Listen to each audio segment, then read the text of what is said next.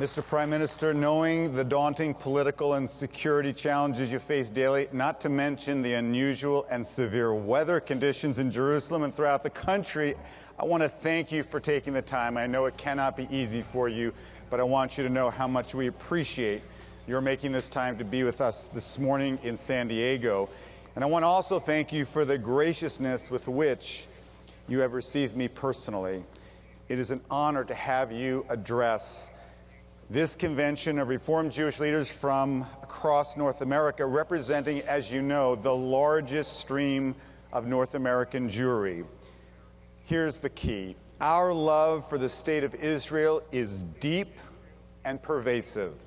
At this biennial, we have launched new initiatives to make Israel engagement an everyday practice in North American Reformed congregations beyond headlines and crises. Now, your tenure has, of course, been a remarkable one. You are now the second longest serving prime minister in Israel's history, exceeded only by the legendary David Ben-Gurion. As finance minister and prime minister, you have guided Israel through an era of its most explosive economic growth and have significantly strengthened its military and intelligence capabilities.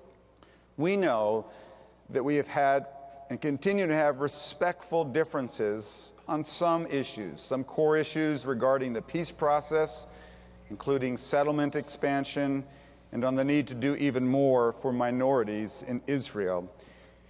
And while we hope our perspective as Ohavei Yisrael, who know well the impact of Israeli policy in our two countries, whose abiding public and government support is so essential to Israel's well-being, may be helpful, we know full well that in the end it is you and the Israeli people who must make those decisions, and that you work day in and day out to secure the safety of the nation of Israel and the freedom of Jews everywhere.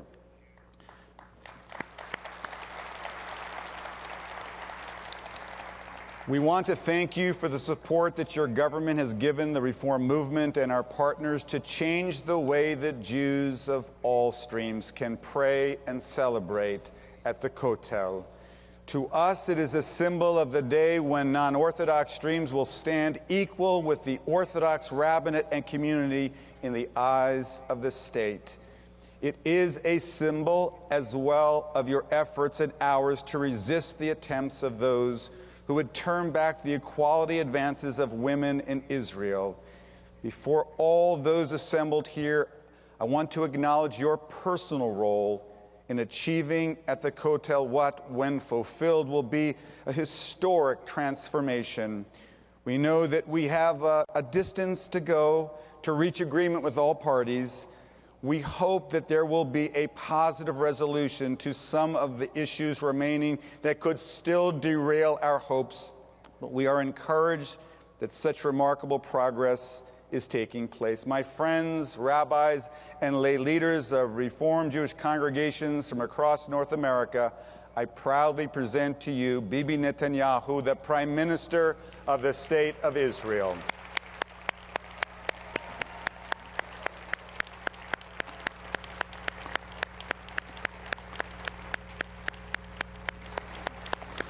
Thank you. Thank you very much, Rick. I want to say that you've just spoken about my personal commitment and involvement. I want to speak about your personal commitment and involvement.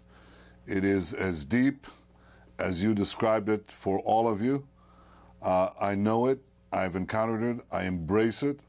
I think it's absolutely essential that people everywhere understand the depth of this partnership and the depth of your commitment and the commitment of so many of you to the State of Israel. So it gives me a great pleasure, Rabbi Jacobs and rabbis and friends, to send you greetings from a snow-covered Jerusalem.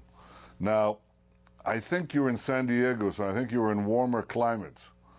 But this is a warm climate. I know warmth of the heart. I know you've seen the pictures of a snowy Jerusalem, but it's really something to behold.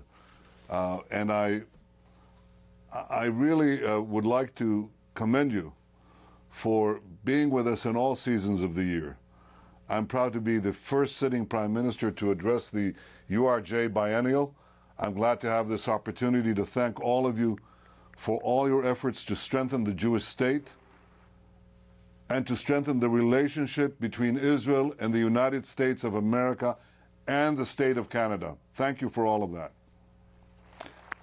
I'd also like to congratulate again the women of Reform Judaism on your 100th anniversary.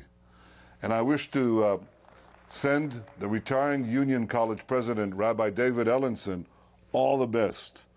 I greatly appreciate Rabbi Ellenson's commitment to the bond between Reform Jews and Israel. Now, you've spent the last 5 days tackling and discussing and debating many of the challenges facing the Jewish people. Today, I'd like to talk to you specifically about the challenges of peace and the opportunities of peace in 3 crucial areas. First, achieving a peaceful end to Iran's nuclear weapons program. Second, making peace with our Palestinian neighbors. And third, it's a different kind of peace, what we call in Hebrew, Shlom Bayit, peace among ourselves. So let me begin first with Iran. There are 2 things that should be absolutely clear.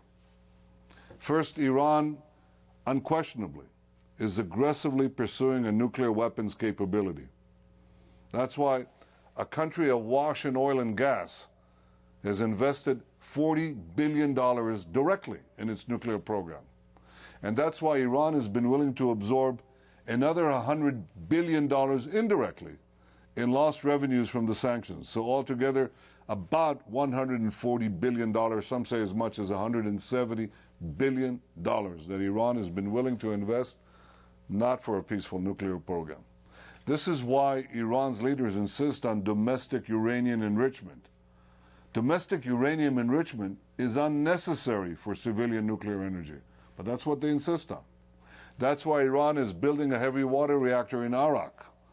It can produce plutonium as an additional source of nuclear weapons fuel. You don't need plutonium unless you're developing nuclear weapons. That's why Iran is developing intercontinental ballistic missiles, ICBMs. They're not developing them to send medical isotopes to Iranian patients orbiting outer space. They're developing ICBMs for the one purpose you develop ICBMs for, to carry nuclear warheads. So the first thing is Iran is bent on a nuclear weapons program. They want to have a nuclear weapons capability. What that translates, what that jargon means, is they want to be in a position at any time, to be able to lurch forward within a matter of months and take the capabilities that they've developed into nuclear warheads that are put on top of missiles that can be launched against Israel or against Europe or against the United States. And that's something that we all must stop them. So the second point I want to make is I agree with President Obama that our preference is to resolve the Iranian nuclear issue peacefully. That is, if we can resolve it, and by that I mean eliminate Iran's military nuclear program, not merely to prevent Iran from having nuclear weapons today, but as I've just said, and as Vice President Biden told you, to prevent Iran from having a nuclear weapons capability tomorrow. If we can do that peacefully, this is the best thing that we could hope for. We all understand that a nuclear-armed Iran would be a danger not just to Israel, but to the peace and security of the region and the entire world. So we would seek, if possible, a peaceful solution to this, but we cannot allow this regime to have nuclear weapons capability or nuclear weapons.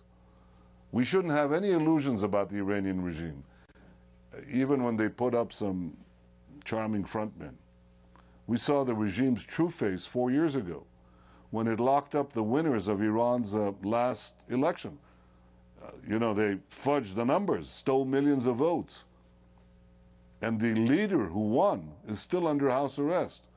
I think he's one of the lucky ones because others who've dared oppose the regime languish in Iran's infamous prison, and still others disappear in the middle of the night or are shot in the streets or hanged from construction cranes. They put them in the squares with construction cranes and hang them.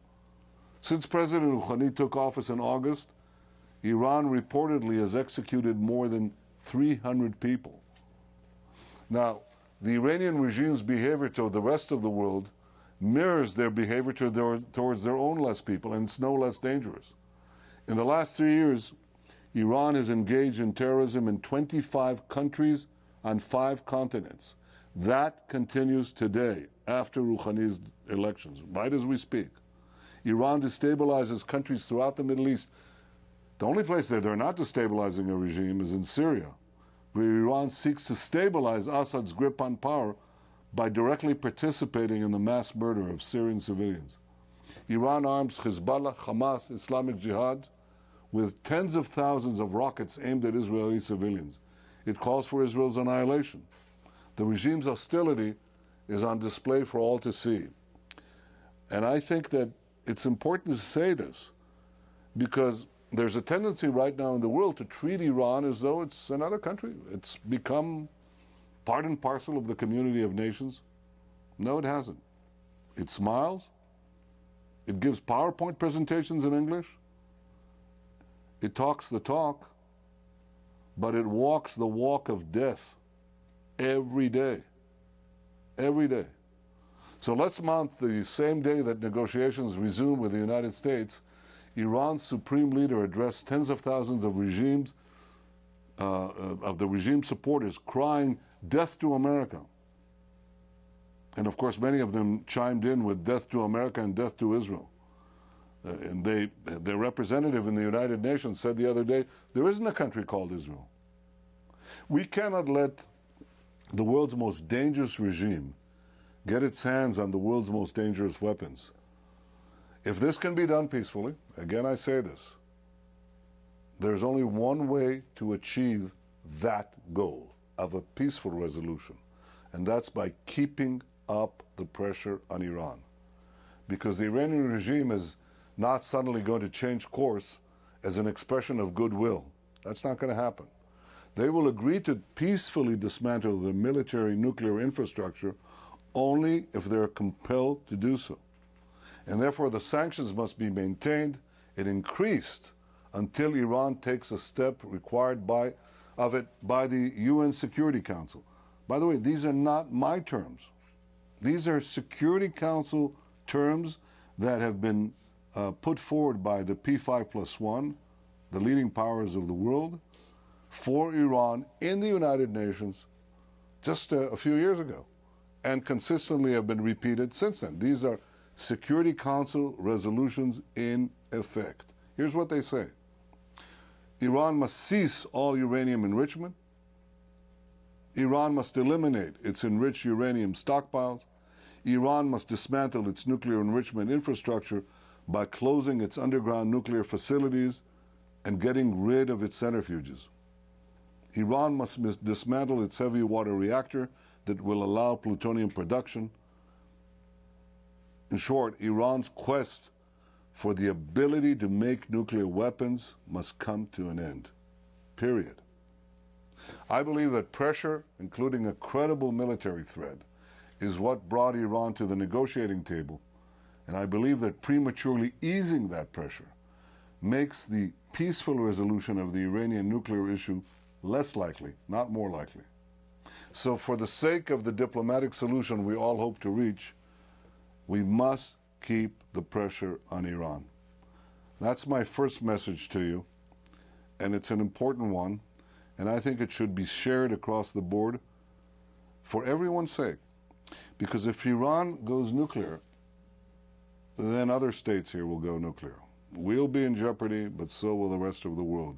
And you could have the multiplication of several regimes that will seek to get nuclear weapons capability or nuclear weapons.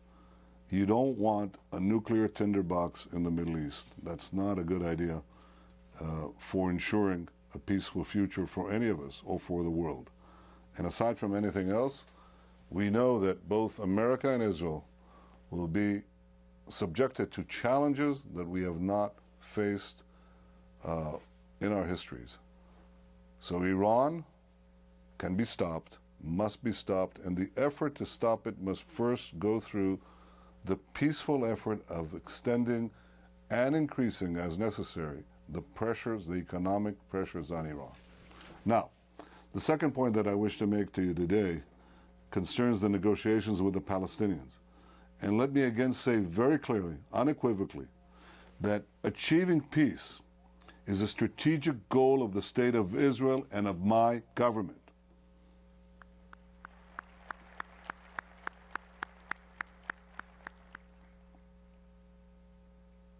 I am ready for a historic peace agreement with the Palestinians. And I believe that this peace has to be based on the principle of two states for two peoples. Not just two states for two peoples. For the Jewish people and the Palestinian people. A Jewish state or a nation state of the Jewish people next to a Palestinian state, or a Palestinian state for the Palestinian people. And I believe that this principle, two states for two peoples, can end the conflict once and for all. This would be a peace in which a secure and safe Israel lives next to a demilitarized Palestinian state. And it's important for me to stress that in this end of conflict, the Palestinians would have no more claims against the one and only Jewish state. Here's what it means. It means that they get a state and they don't continue the conflict from the state that they get. They don't say, well, we still want to flood Israel with refugees, or we have irredentist claims through areas of the Galilee or the Negev or Jaffa. It means an end to all claims and to all Palestinian national claims on the Jewish state of Israel. It really means peace. That's what we're talking about. Now, to reach such a historic peace, I'm ready to make difficult decisions. And I think if you look at my record, it demonstrates that. 4 years ago, I stood before an audience at Bar-Ilan University. It's an Orthodox university, as you may know. And I said that in the framework of peace and security, Israel is ready for Palestinian statehood. A few months later, I agreed to a 10-month freeze on new construction in the settlements. Secretary of State Clinton at the time acknowledged that this was an unprecedented decision. Now, I made these decisions, which were very tough politically and very costly. I made these decisions, and I stood by them because I wanted to give negotiations a chance. And this past August, in the framework of understandings reached to facilitate the current talks, I agreed to release convicted terrorists, some guilty of the most heinous crimes against innocent civilians, our people. I have to tell you that this was one of the most difficult decisions I've ever made, and I've made some tough decisions. I can also tell you it was very unpopular. It's still very unpopular. But I took that decision because I wanted to give peace negotiations a chance. And I'm ready to make even tougher decisions to achieve a historic breakthrough. But the Palestinians also must be ready to make hard decisions as well. Because peace is not a one-way street. It's a two-way street. And just as I'm willing to recognize the legitimacy, you can applaud that, that's fine. You should. We did. Well, you know, I'm sort of on a slight delay, Rick, so forgive me for cueing this. But I think this is important because I think peace is a two-way street. Everybody talks about Israeli concessions. Nobody talks about Palestinian concessions. And they're important. They're just as important for peace. And I would say that making unilateral Israeli concessions will actually undermine peace, because you've got to have the two-way street. So just as I'm willing to recognize the legitimacy of a nation state for the Palestinian people, they must finally be willing to recognize the legitimacy of a nation state for the Jewish people. Secretary Kerry,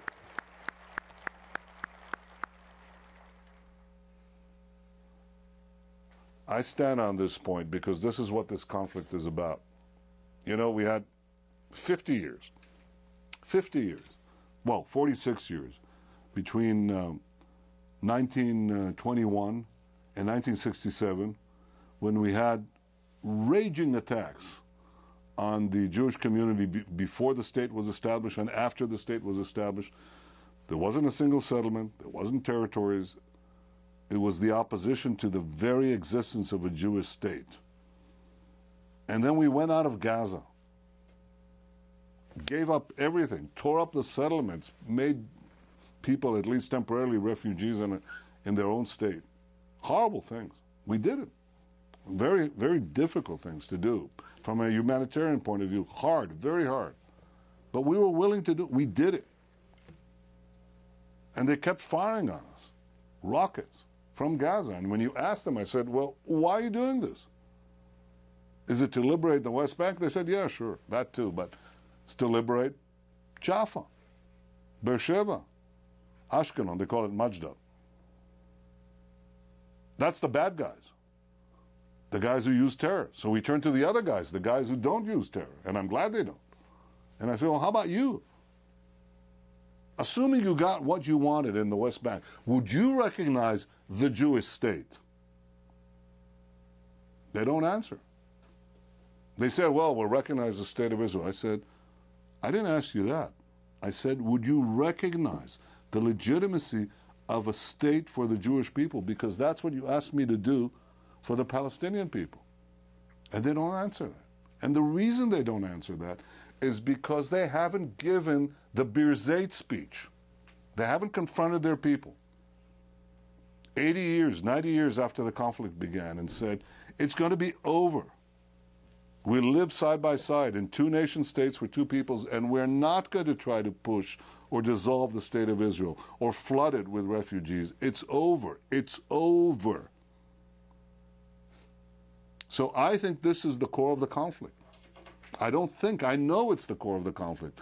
And the question you have to ask yourself is not why I'm asking them to recognize the nation state of the Jewish people. The real question you have to ask is, why do they persistently refuse to do that? It's not because the non-Jews in Israel lack civic rights. It's the only place in the Middle East where they have actually civic rights, where there's an Arab judge in the Supreme Court, where the Arab citizens are in the government, they're in the Knesset, they're everywhere. And they should be. This is not the point. The nation state, however, of the Jewish people, that is with the flag and the symbols, and the ability of any Jew to come here and any Palestinian can go there, that's what we mean. Why don't you recognize that? Because you ask it for yourself. Why do you refuse it for us? Because that's the core of the conflict. It was never about settlements at its heart, although that has to be resolved. It was never about territory or borders. It's not even about security. It wasn't about the Palestinian state. It's about the Jewish state. It always was, and it still is. And it's only when they recognize the Jewish state and accept it in this or that boundary, then we'll have peace. But to make the concessions, give them the state, as they now have Gaza, and then have them refuse to live in peace with us and continue the battle against us from improved boundaries, I don't think there's anyone there among you who, if you think about that clearly, concisely, with a laser beam on this issue, I don't think that we have any differences among us, because I think you think exactly as I do, because it happens to be the truth. And these truths come out. For years, until 2 years ago, people said something else, that people were accepted as truthful, and I had resisted it for many years. They said the core of the conflict in the Middle East, always in the singular, the conflict, was the Israeli-Palestinian conflict. And I thought that was preposterous.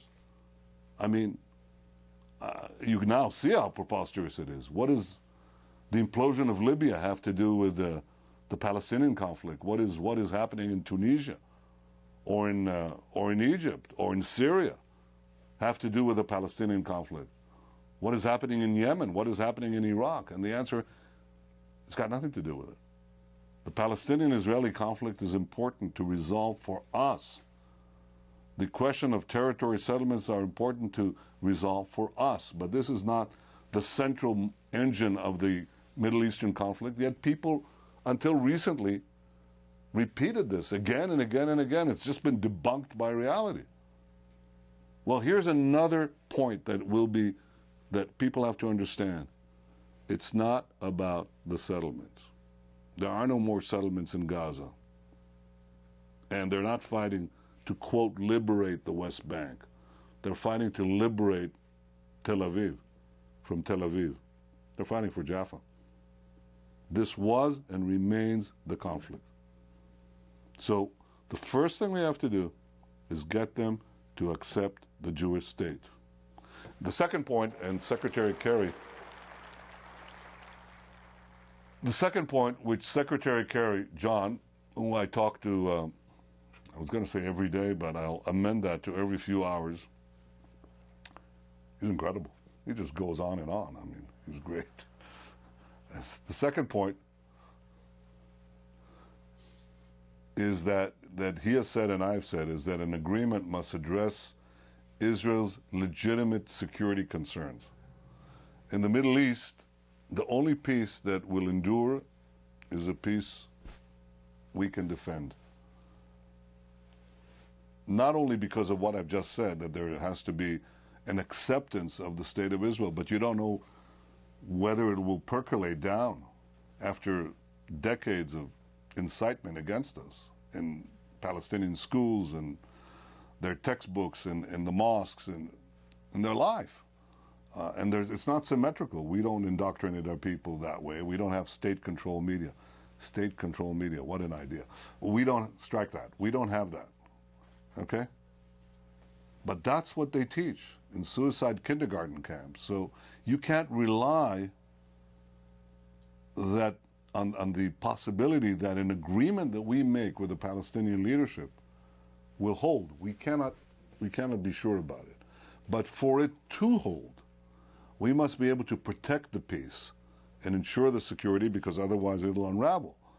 And we also have to protect the peace or protect our security in case the peace agreement doesn't hold.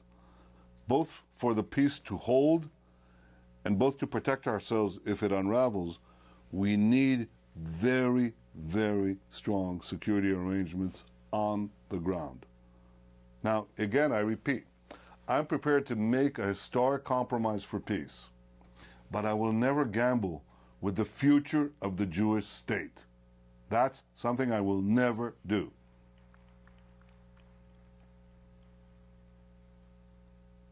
Now, Israel is ready for peace. I'm ready for peace. I hope the Palestinians are ready for peace.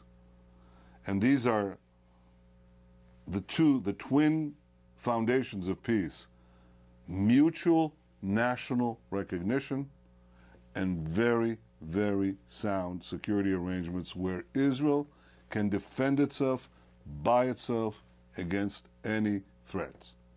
So that's my second point about Iran first, not first in time. Iran, second, Palestinians.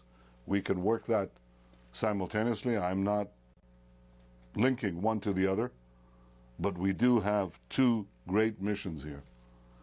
And we have still a third mission. And that's what I want to talk to you about finally. The peace among ourselves, among the Jews of the world. I begin with the place that is holiest to all of us, which is the Kotel, the Western Wall. It's in Israel, but it belongs to all of you. It belongs to you and to me, to all of us. It belongs to all the Jewish people. And I'm committed to making sure that all Jews feel at home at our holiest site. I appreciate the important work that has been done under the leadership of my good friend Natan Sharansky, chairman of the Jewish Agency. And he's been aided by my new cabinet secretary, Avichai Mendelblit. There's someone else who's helped out a lot, and that's you, Rick, Rabbi Jacobs. I appreciate your contribution to finding a compromise. Now, you know the nature of compromise. No compromise is ever perfect. But I'm convinced that because of the work we're doing together, we'll ensure that the Kotel is a source of unity, not division, unity, a place where all Jews feel at home. And for me, the question of the Kotel is about more than finding a modus vivendi at Judaism's most sacred site. It's about what Israel has always stood for and what it must always stand for. Israel is, and it must continue to be, the homeland of the entire Jewish people. The entire Jewish people.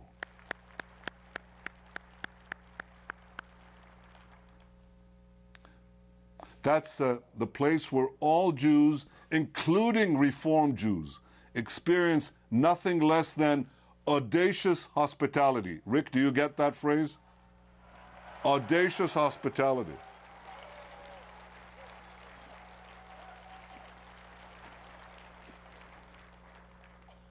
So I'm committed to doing everything in my power to ensure that all Jews feel connected to Israel and to each other, which is why we, the government of Israel, and World Jewry, we've launched an important new initiative to strengthen the ties between Jews everywhere, in Israel and around the world, to strengthen Jewish identity, to secure the Jewish future. And I want to thank the Reform movement again for all your hard work to strengthen Jewish identity and to strengthen the connection between your communities and Israel. Thank you for that.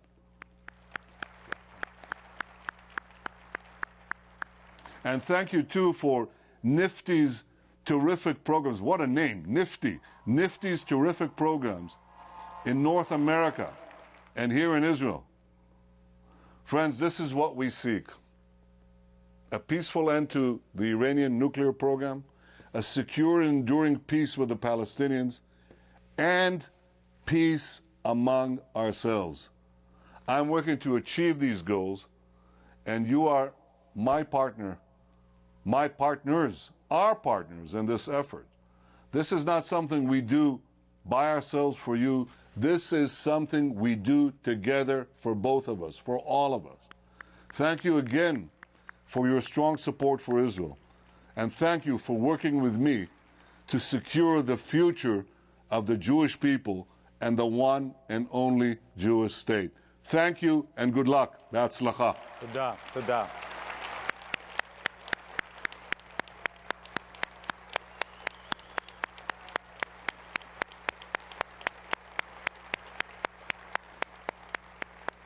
Mr. Prime Minister, I would just tell you, because I don't know if you can see in the dark hall, every single member of our biennial is standing, applauding, feeling the strength of the partnership that you have not only expressed in words today, but you express it in deeds. And it is a historic opportunity for us. When we had our first chance to meet in Jerusalem in your office, I said to you, it's not about having to agree on every single thing. What we need to do is wake up every morning and do good for the Jewish people, do good for the state of Israel. And I just would close with words that I know are echoing in the hearts of every Israeli, but also every one of us here in North America. Ani ve'ata nishaneh et ha'olam. You and I and so many others are going to change the world, and we're going to do it to make it the world that God asked us to create, and with strong leaders who are willing to do not the easy things, but the hard things, and to work in partnership and to have an open mind and an open heart when there are things that we differ on, that we don't let that get in the way, because there are bigger things for us to do. So we applaud the partnership. We look forward to the exciting work and sometimes the hard work, but we do it together. Ani ve'ata, נשנה את העולם. תודה רבה לך, and thank you so much. Toda raba, Rick. Toda to all of you. From Jerusalem of snow. Thank you.